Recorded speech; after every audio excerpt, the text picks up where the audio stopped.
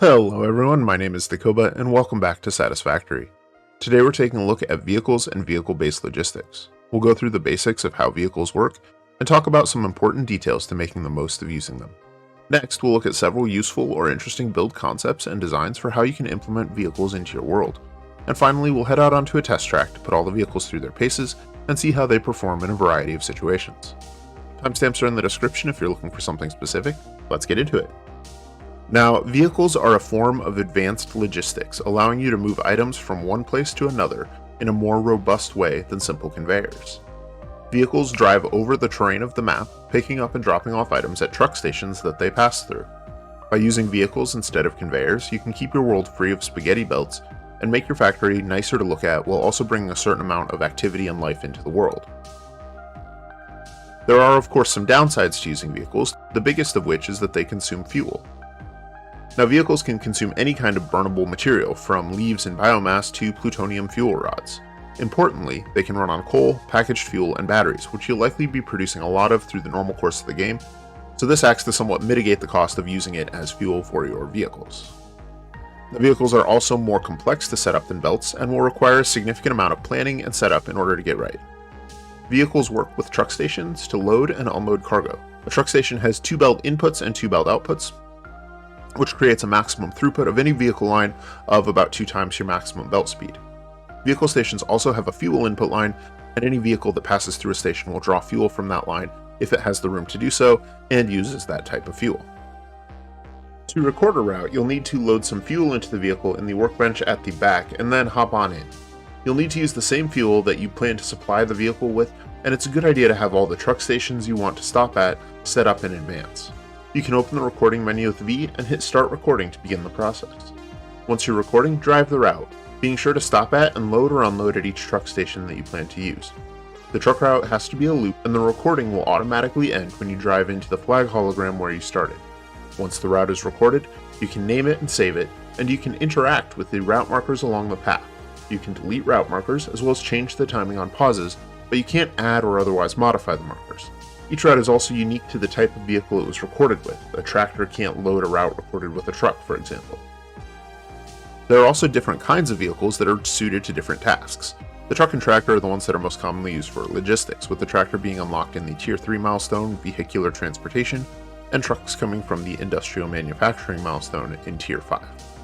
Now, tractors are the first vehicle you unlock and use the least amount of fuel, while being able to carry up to 25 stacks of items per trip. They have a top speed of 70 km per hour and can be a little tricky to handle on tough terrain. They can do the job, but they're outclassed by trucks in almost every respect. Trucks use more fuel than tractors while moving, 36% more, but can haul nearly twice as much cargo, up to 48 stacks, and can reach speeds of up to 90 km per hour. With careful planning, they can end up being significantly more efficient than tractors, and they're likely to end up being the bread and butter of any vehicle networks you put into your world. They also have significantly better handling than tractors and struggle less on uneven terrain. The Explorer is another vehicle you'll likely use a fair bit, and as its name suggests, it's great for exploring and getting around the map. It uses the most fuel of any vehicle, but can reach speeds of up to 105 km per hour, and can climb almost any slope in the game. These drawbacks make it unsuited for logistics, but again, it's really great for getting into new areas, or carrying a small supply of resources with you if you want to set up an outpost in a new location. Next up, we have the factory cart. The factory cart is unique in that it is built in the equipment workshop instead of with the build gun, and also doesn't generally consume fuel. However, it only has one inventory slot and has a lower top speed than the other vehicles. It also has really poor handling if you take it off-road, so it should only be used on foundations and roadways. These drawbacks make it a poor choice for logistics, but it has some utility for getting around the factory. Finally, there's the Cyberwagon, which unfortunately doesn't have any useful practical purposes, but we'll take a closer look at it when we get on the test track and see what it can do.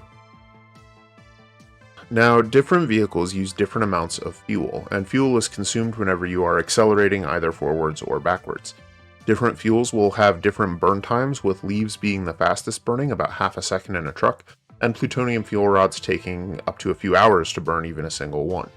I find that I tend to use coal, packaged fuel, and batteries most often, as these are the things I'm already producing in mass for other purposes, and it's easiest to simply redirect a bit of those items into a fuel line. Truck stations can be set to either load or unload goods. There's a switch in the truck station inventory.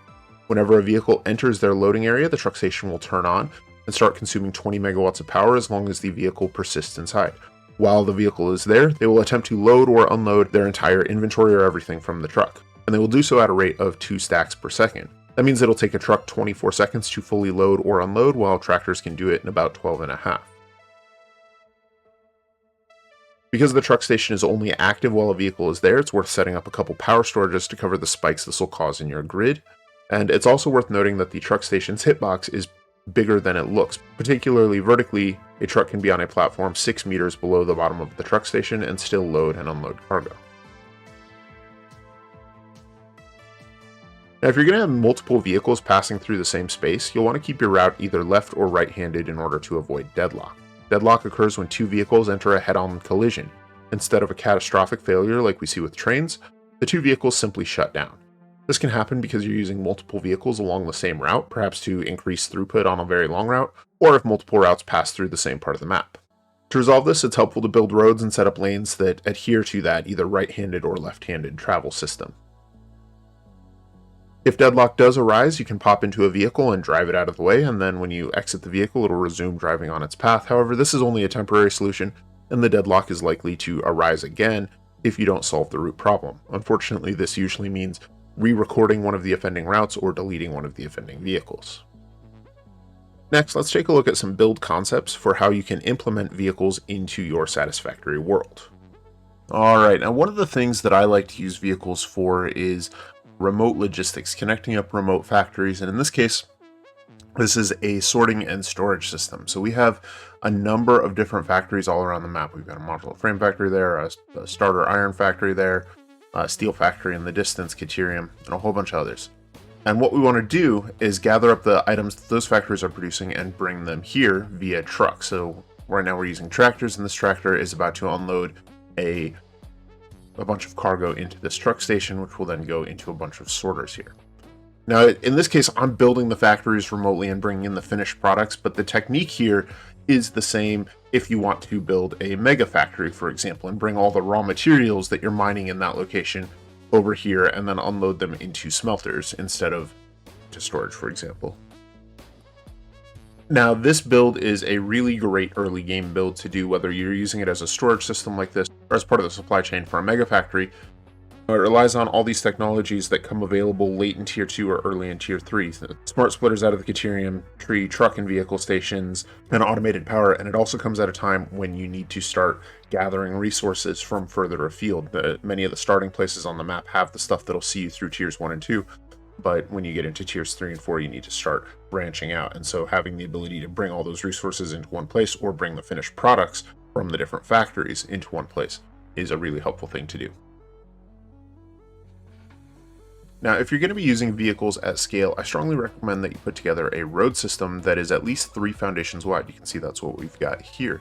In this case, this is a one-way road, with the left lane being used as a passing lane and the right lane being used to interact with the various truck stations. Roads will make sure that your vehicles don't struggle with terrain, as well as make it much easier to avoid things like deadlock when you start to get into more complex systems. Now, the curves in the road are a technique I learned from Raylan Gaming. I'll post a link to the video where he discusses those. He's an expert at this sort of thing, and I highly recommend you check out his channel.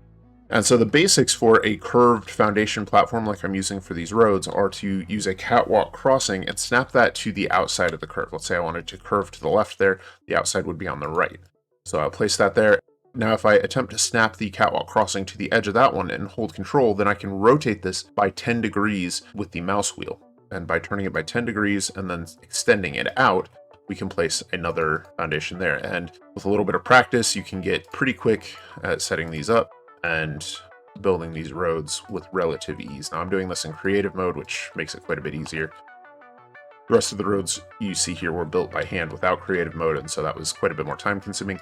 Now, there are some techniques to get them a little bit more precise, and again, I'll link to the video where those are discussed in detail. This is the technique I'm using for all of the roads in this world, and then I'm going to be building some blueprints out of these as well.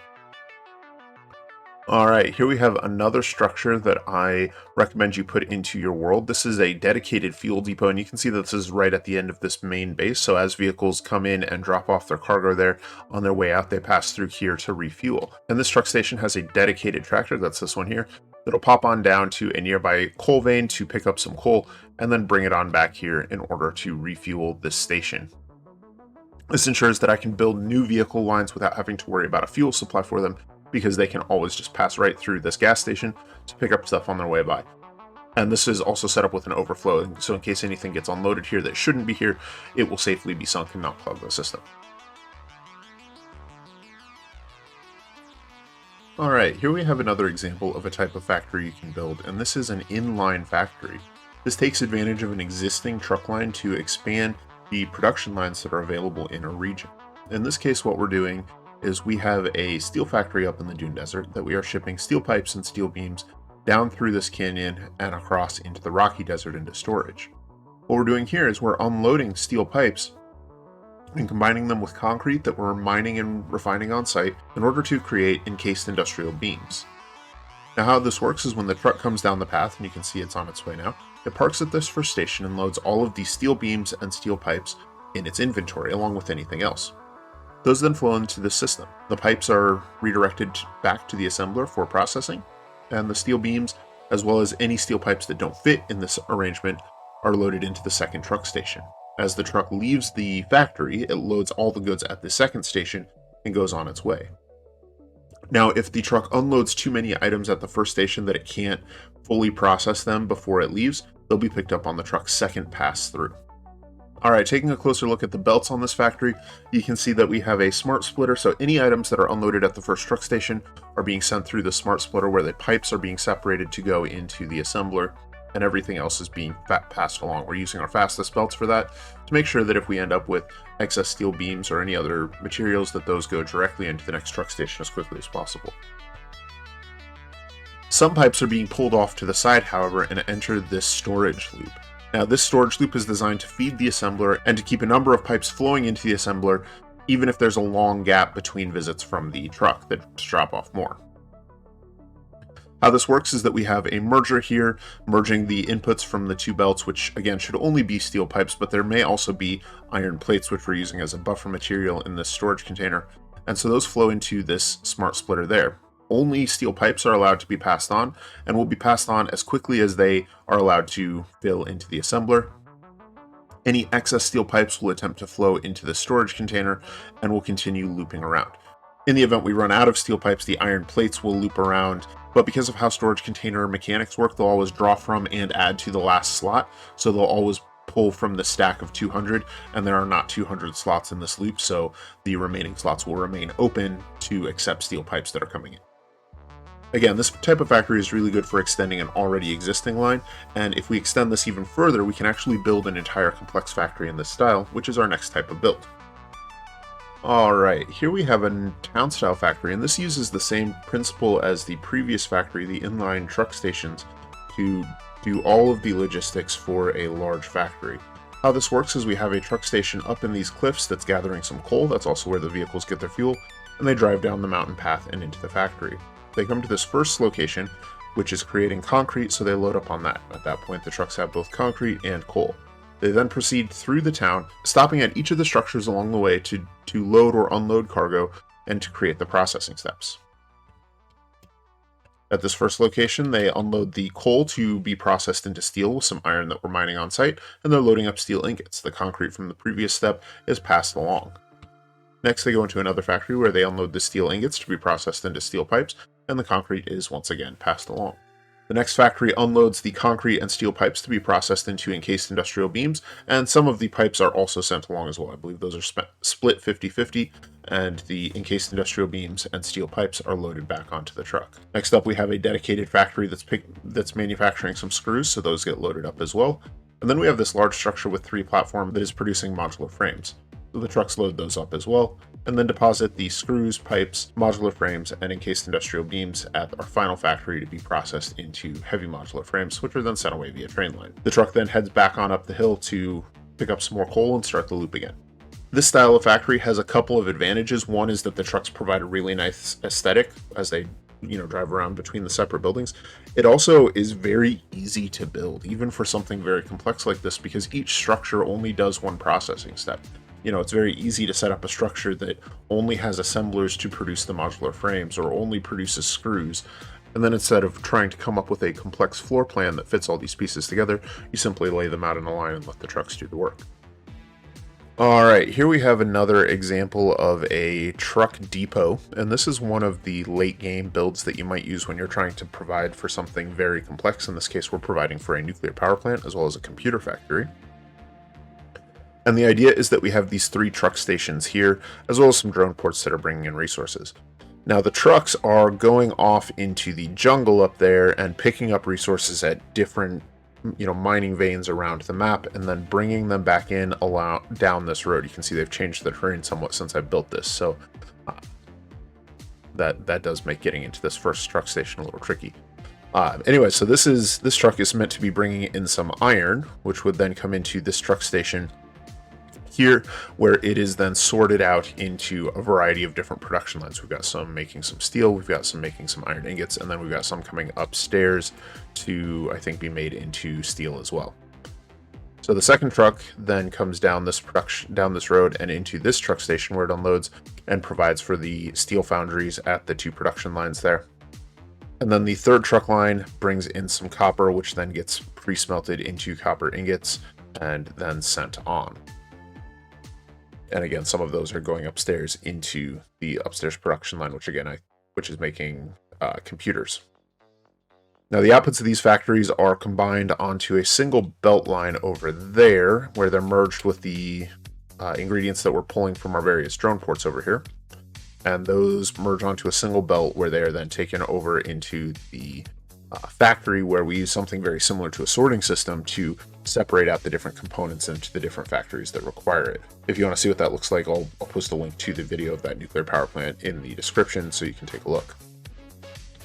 Alright, we are here in our vehicle testing area. This is just a huge foundation that I set up. Now I'm doing this because I was reading on the wiki and it didn't really match my experience in the game, so I thought I'd come out here and see what each of the vehicles can do. We have a just straight up speed test here, and then a hill climb, slalom course, and then just a loop track to see what we can do. A couple other things that I was playing with, but we'll start with these. Now in speed test, we just want to see what the maximum speed for each vehicle is, so let's pop into the factory cart to get started and see what we can get up to. I believe this is about 50 kilometers an hour. Yeah, so we're capping out at 50. Nice and easy. Alright. Next up we have the truck. I believe this one can go to 105 if I remember right. 105 or 115? 90. Okay, the truck's 90. The Explorer is 105. I think. Let's see what the Explorer does. Yeah, so right around 105. Solid. See what the tractor can do.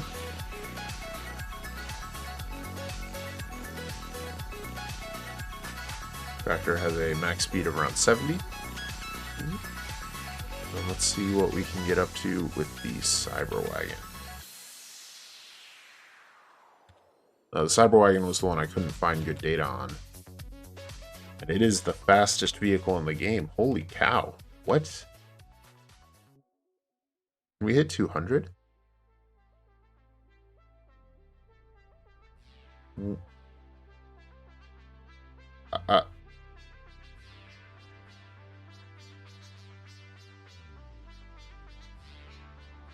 Okay, 213 kilometers an hour.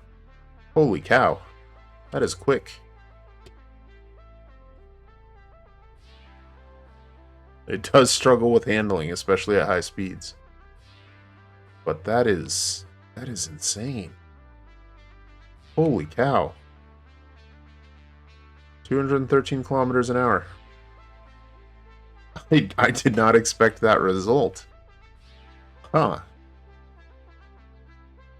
Okay.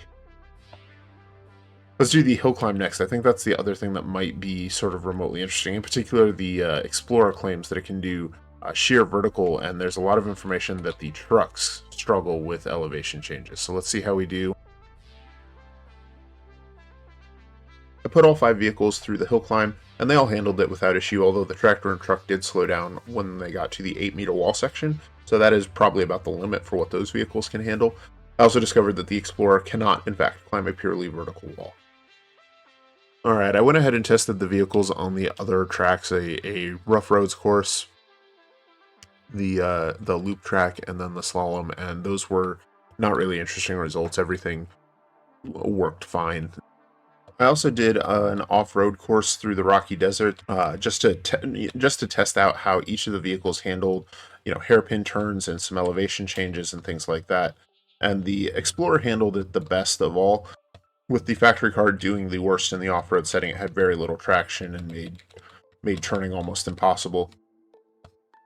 The truck and tractor both did well, although it was very clear that the tractor struggled with the terrain changes, with the elevation changes and turning more than the truck. And the truck actually felt the best of all the different vehicles in terms of driving and responding in the way that you kind of expected it to. The vehicle that surprised me most was the Cyber Wagon. It was originally, I think it was originally put in sort of as a meme, but with the changes to vehicles in Update 8, it has really good speed, and its handling is certainly leaves something to be desired, but it was surprisingly fun to drive, and I think with the correct application of skill could actually be a pretty decent vehicle for getting around the map. Although personally, it's probably not going to replace my Explorer for that.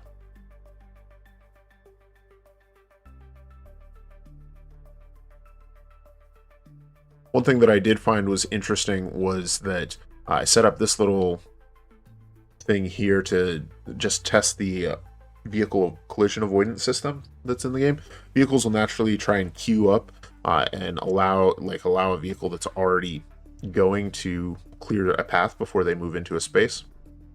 And one of the things that I found was really interesting about this was I knew that this happened as they lined up to go into a truck station. What I didn't realize was that they would actually wait at an intersection if that intersection already has a vehicle in it. So that was an interesting result here, and maybe we'll see that here. Maybe this yellow truck will stop and wait for this white truck to pass. Yeah, so it's stopping there, even though its path takes it further on around, and it's clear there. It's detecting that there's a vehicle in front of it, and it's waiting for that vehicle to clear out before it moves on. So that has some really interesting implications if you want to do city streets with stoplights and right-of-way paths and things like that. But otherwise doesn't really affect gameplay at all. So just an interesting observation. Alright, to wrap the video up, I want to give my final thoughts on vehicles after going through this process of learning all the ins and outs and details of them. And I have to say that I think there's a widespread understanding that belts are the simplest and cleanest and most efficient logistics system, and the other options, vehicles, trains, and drones, all don't do as well and come with a cost, and that absolutely holds up. The cost of using vehicles is in their complexity, but it's actually a complexity that I really enjoyed, and I'm definitely going to be using vehicles more as a result of going through this process rather than less.